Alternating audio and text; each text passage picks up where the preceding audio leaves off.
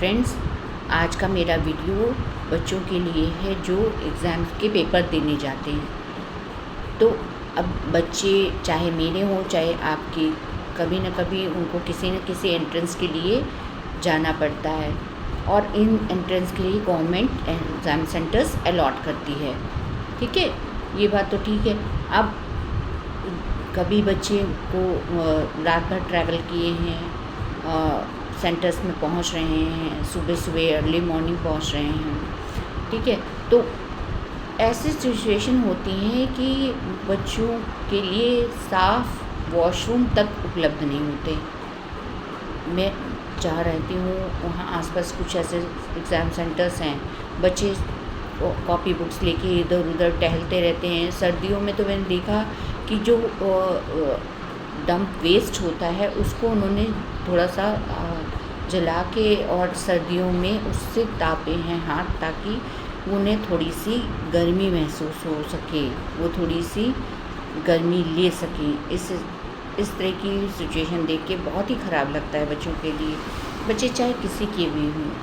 अब हम जो अपनी तरफ से फैसिलिटी प्रोवाइड कर सकते हैं या हेल्प कर सकते हैं वो तो हम करते हैं, लेकिन ये किसी एक सेंटर की बात नहीं है। मैं जब खुद ही एग्ज़ाम दे रही थी तब कई सेंटर्स पे हमें वेट करना पड़ता था, और स्पेशली गर्ल्स को तो ये भी नहीं समझ में आता है कि हम वॉशरूम अगर में जाना है तो हम कैसे जाएं, क्योंकि कोई ऐसी आपके पास सुविधा नहीं होती है। तो एटलीस्ट गवर्नमेंट को जो एग्ज़ाम सेंटर्स अलॉट करते हैं उनको ये इंश्योर करना चाहिए कि साफ़ वॉशरूम्स मिल जाए, प्रॉपर एक ऐसी प्लेस मिल जाए जहाँ बच्चे रेस्ट कर सकें, या रेस्ट करने के दौरान अगर उनके पास थोड़ा टाइम है तो अपना एटलीस्ट रिवीजन कर सकें। भाई थोड़ा सा आप पेमेंट ले लीजिए, उसका रेस्ट रूम का जो मिनिमल चार्जेस है जो हर एक बच्चा अफोर्ड कर सकता है उतने आप ले लीजिए, लेकिन आप कम से कम ये सुविधा तो उपलब्ध करवाइए। बच्चे इस तरह इधर उधर भटकते रहते हैं, धूप है, गर्मी है, बरसात है, इधर उधर बेचारे तलाशते रहते हैं कि किसी तरीके से हमको कोई ऐसी जगह मिल जाए जहाँ हम सेफ़ हो सके। और उसके बाद एग्ज़ाम ख़त्म होते ही ऑटो के, टेम्पो के, टैक्सीज़ की भीड़ लग जाती है, जिसकी वजह से रोड भी कंजेस्टेड हो जाती है, जाने की जगह नहीं बचती है। तो कुछ ना कुछ ऐसा सिस्टम होना चाहिए जो ये एग्ज़ाम होते हैं उनमें ये बच्चों को ये भी सुविधाएं मिलनी चाहिए कि किसी तरीके से, मतलब एक मैनेज वे में होना चाहिए सब कुछ। इस तरह हैफेज़र्ड की किसी भी तरीके से कुछ भी करा लिया, ये मुझे नहीं लगता सही है।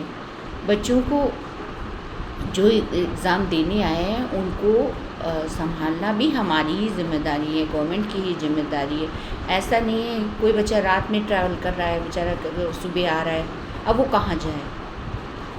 भाई आपने जो सेंटर्स अलॉट किए वो तो टाइमली ही खुलेंगे, वो तो बट नेचुरल बात है, जब टाइमिंग होगी तभी वो खोले जाएंगे।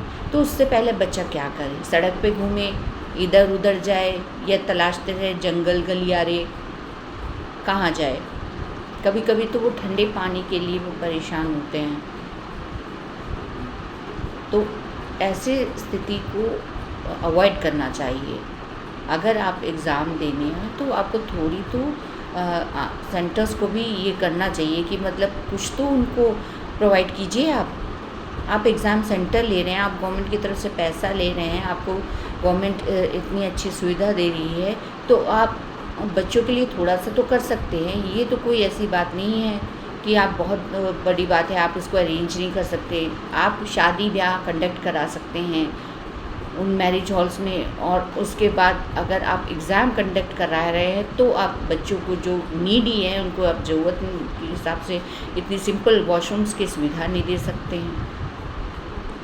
प्लीज़ इस चीज़ पे ध्यान दीजिए। बच्चे हैं, हाइजीन मेंटेन होना ज़रूरी है। बीइंग अ डॉक्टर हम खुद सलाह देते हैं कि कहीं बाहर आप ना जाएं, कोई ऐसा जगह आप यूज़ ना करें, पर अब मजबूरी पड़ जाए तो क्या करेगा आदमी। तो इसलिए इस चीज़ पे ध्यान देने चाहिए। आप गवर्नमेंट ऑफिशियल्स से और जितने भी सेंटर्स एग्ज़ाम में चलाते हैं, एग्ज़ाम सेंटर्स जिन्हें अलॉट होते हैं, प्लीज़ इनको ध्यान रखिए। कल को ये स्थिति शायद आपके बच्चे के साथ भी आ सकती है। Thank you.